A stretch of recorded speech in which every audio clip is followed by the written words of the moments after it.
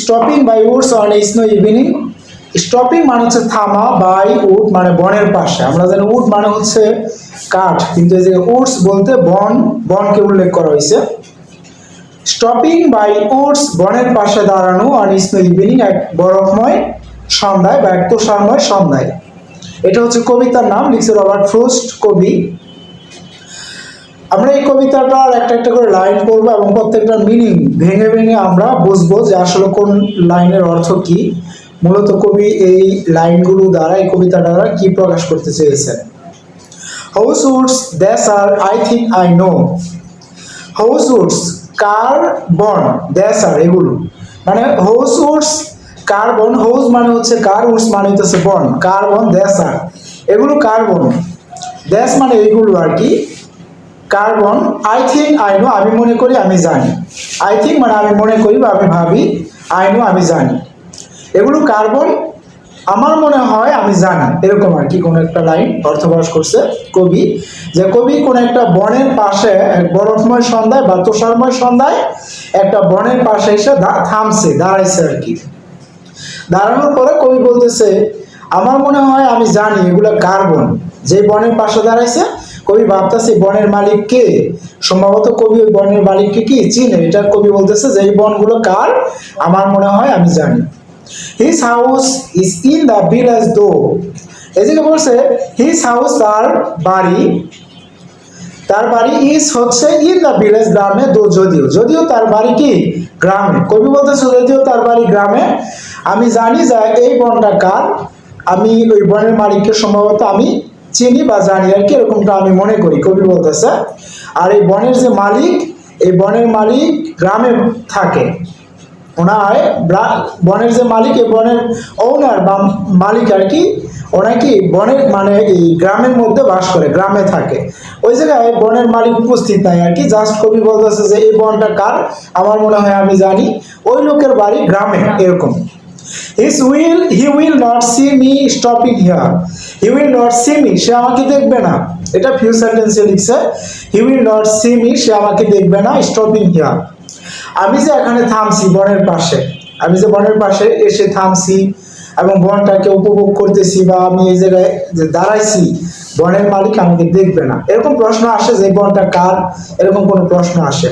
ওই সময় এটা উত্তর হইতে পারে এনিওয়ান, সামবাডি, এনিবডি, যে কারো ওই বনটা, ওই ব্যক্তির বাড়ি হচ্ছে গ্রামে। আর এরকম প্রশ্ন আসে যে কবি যে বনের পাশে দাঁড়াইছে, এটা বনের মালিক কেন দেখবে না, কারণ ওই বনের মালিক ওই জায়গায় উপস্থিত ছিল না, সে গ্রামে ছিল। To watch his odds fill up with snow. To watch his odds fill up with snow, মানে তার যে বন, এই বন জঙ্গল, তার যে বন, এই বন বরফ দ্বারা, তুষার দ্বারা পরিপূর্ণ হচ্ছে, এরকমটা আর কি। কবি বলতেছে তার বন উপর থেকে যে তুষার কণা পড়তেছে, এই তুষার কণাগুলো তার বনকে পরিপূর্ণ করে দিচ্ছে। তাহলে আমরা প্রথম চার লাইনের মধ্যে যা বুঝলাম তা হচ্ছে এই বনগুলা কার, আমার মনে হয় আমি জানি। কবি ওই বনের পাশে দাঁড়িয়ে বলতেছে ওই ব্যক্তির বাড়ি গ্রামে, যে ব্যক্তি এই বনের মালিক। কবি সেখানে থামছে, তা ওই বনের মালিক কি দেখবে না, আর এই বনটা তুষারকণা পড়তে পড়তে কি পরিপূর্ণ হয়ে যাচ্ছে। My little horse must think it queer. My little horse, আমার ছোট্ট ঘোড়াটা, লিটল হর্স বলতে ছোট্ট ঘোড়াকে বুঝাইছে।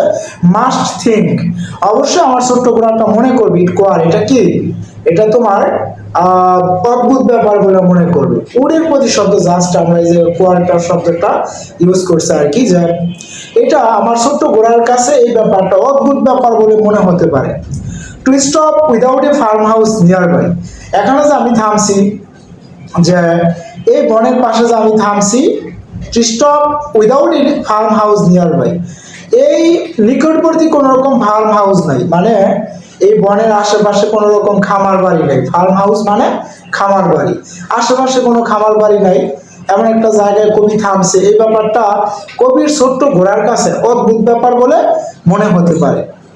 Between the Woods and frozen lake, কবি তাহলে কোথায় দাঁড়াইছে, উড, উড মানে বন, আর ফ্রোজেন লেক মানে কি তোমার বরফ দ্বারা ঢেকে যাওয়া যে লেক, পানির হ্রদ, এই পানির হ্রদ বা বরফ দ্বারা ঢেকে যাওয়া যে পানির হ্রদ আছে, ফ্রোজেন লেক আছে, এই লেক এবং তোমার বন, এই দুইটার মাঝখানে এসে কবি কি করছে, দাঁড়াইছিল।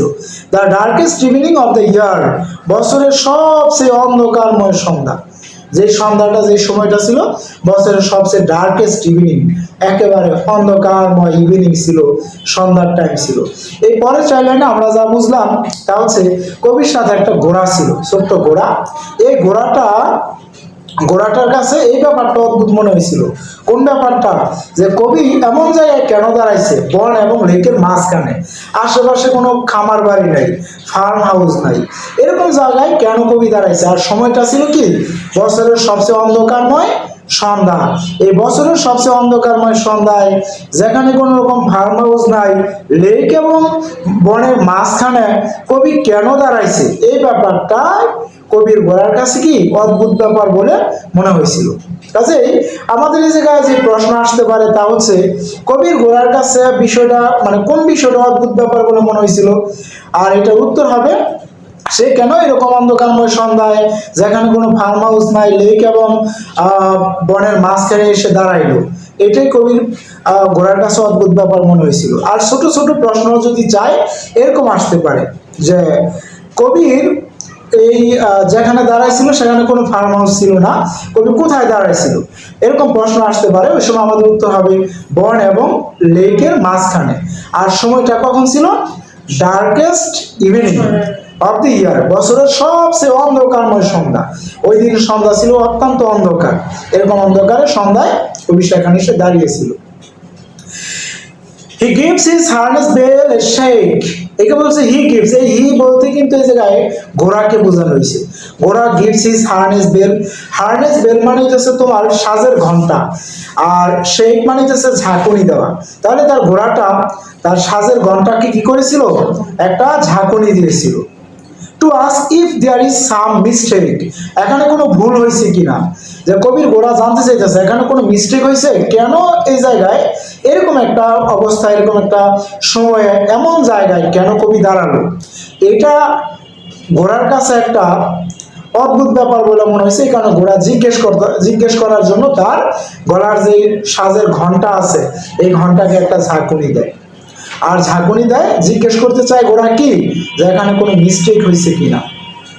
The only other sounds the sweep of easy wind and dawning flake. এই dawning flake বলতে বুঝেছে তুষারকণা বয়ে যাওয়ার যে শব্দ, আর ইজি উইন্ড বলতে, সুইপ অফ ইজি উইন্ড বলতে ঝড়ো বাতাস। তাহলে the only other sounds the sweep of easy wind and dawning flake. এই যে বলছে অনলি আদার সাউন্ড, মানে সেখানে অন্য আর শব্দ ছিল কি, যে ঝড়ো বাতাস বয়ে যাওয়ার শব্দ ছিল, আর তুষারকণা বয়ে যাওয়ার শব্দ ছিল। ওই যে ঘোড়ার, কবির যে ঘোড়াটা যেটা সাজের ঘন্টাকে ঝাঁকুনি দেয়, ওই শব্দটা ছাড়া সেখানে আর শব্দ কি ছিল? সেখানে শব্দ ছিল তোমার ঝড়ো বাতাসের শব্দ, আর তুষারকণা বয়ে যাওয়ার শব্দ ছিল সেখানে। The woods are lovely, dark and deep. আমরা লাস্টের যে চার লাইন আমরা এখন দেখবো যে এই লাস্টের চার লাইনে কি বলছে কবি। The woods মানে বন, আর লাভলি বন হচ্ছে সুন্দর, ডার্ক অন্ধকার, আর ডিপ মানে হচ্ছে গভীর। মানে এখানে এই লাইন দ্বারা কবি সেই জায়গায় প্রাকৃতিক পরিবেশের একটা সৌন্দর্যকে বর্ণনা করতে চাইছেন, যে সেখানে প্রাকৃতিক সৌন্দর্য তোমার ছিল, ফ্লাওয়ার ছিল, ট্রিজ, উড, হিল, পাহাড়, পর্বত, এরকম অনেক কিছু সুন্দর, অন্ধকার, গভীর, এরকম আর কি বনটাকে কবি সেখানে উল্লেখ করতে চাইছে, যে সেখানে প্রাকৃতিক পরিবেশ তিনি উপভোগ করার জন্য সেখানে থেমেছিলেন। তো বন ছিল সেখানে লাভলি মানে হচ্ছে সুন্দর, ডার্ক মানে হচ্ছে অন্ধকার, এন্ড ডিপ মানে হচ্ছে গভীর। বন ছিল সুন্দর, অন্ধকার এবং গভীর। But I have promises to keep, কিন্তু আমাকে আমার প্রতিজ্ঞা রাখতেই হবে। মানে কবির দেওয়া কোনো প্রতিজ্ঞা আছে, সেই প্রতিজ্ঞাকে কবিকে কি করতে হবে? রাখতে হবে। এই জায়গায় বাট কিন্তু I have promise to keep, এই যে হ্যাভ টু মানে হবে, একটা ফ্রেজ ছিল, এটাকে এই জায়গায় যখন লেখক লিখছে তখন কবি এইভাবে লিখছে যে হ্যাভের পরে প্রমিসেস দিয়ে তারপরে টু দিছে আর কি। হ্যাভ টুটা একসাথে লেখা দরকার ছিল, তবে কবির ভাষায় জায়গায় হ্যাভ টু মানে হবে এরকম কিছু আর কি। তার মানে বলতেছে কবিকে তার দেওয়া প্রতিজ্ঞা রাখতেই হবে। অ্যান্ড এবং Miles to go before I sleep, কবি বলতেছে আমাকে অনেক দূরে, মাইলস টু মাইলস, বহু দূরে আমাকে যেতে হবে বিফোর আই স্লিপ, আমাকে আমার ঘুমানোর পূর্বে। তার মানে কবি সেখানে ঘুমিয়ে পড়বে আর এরকমটা না, বলতেছে তার জীবনে আর চিরনিদ্রায় যাওয়ার আগে, তার জীবনের সময় শেষ হয়ে যাওয়ার আগে, তিনি মৃত্যুবরণ করার আগে তার জীবনে যে অসম্পূর্ণ কাজগুলো, এই কাজগুলো তাকে সম্পূর্ণ করতে হবে। এই লাইন দ্বারা কবি এখানে এরকম বুঝাতে চেয়েছেন, and miles to go before I sleep, and miles to go before I sleep, মানে আমাকে ঘুমানোর আগে অনেক দূরে যেতে হবে। এক কথা বলতে গেলে কবির চিরনিদ্রা যাওয়ার আগে, কবির জীবনের সময় শেষ হয়ে যাওয়ার আগে, মৃত্যুবরণ করার আগে কবির জীবনে অসম্পূর্ণ যে দায় দায়িত্ব কাজকর্ম আছে তা কবিকে কি করতে হবে, সম্পূর্ণ করতে হবে। এটাই কবির প্রতিজ্ঞা। কবির সমাজের প্রতি দায়িত্ব আছে, আবার কবি তার পরিবারের প্রতি দায়িত্ব আছে, তার দায়িত্ব রেসপন্সিবিলিটি এগুলোকে ফুলফিল করতে হবে তার জীবনের শেষ সময়, শেষ নিঃশ্বাস ত্যাগ করার পূর্বেই। এরকমই বুঝাইছেন যে the Miles and Miles to go before I sleep, এই লাইন দ্বারা এরকমই কবি এই জায়গায় উল্লেখ করছেন।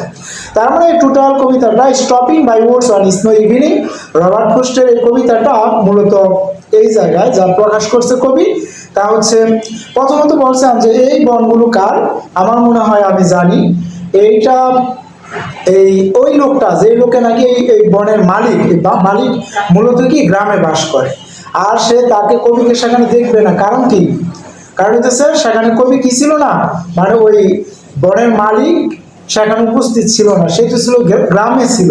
এই কারণে কবি কি মানে কবিকে বনের মালিক দেখবে না, যে বনের পাশে কবি দাঁড়াইছে, এরকমটাই বোঝানো হয়েছে। আর এই বনটা কি দ্বারা পরিপূর্ণ হচ্ছিল, তুষার দ্বারা, তুষার পড়তেছিল উপর থেকে, এই তুষার দ্বারা পরিপূর্ণ হচ্ছিল।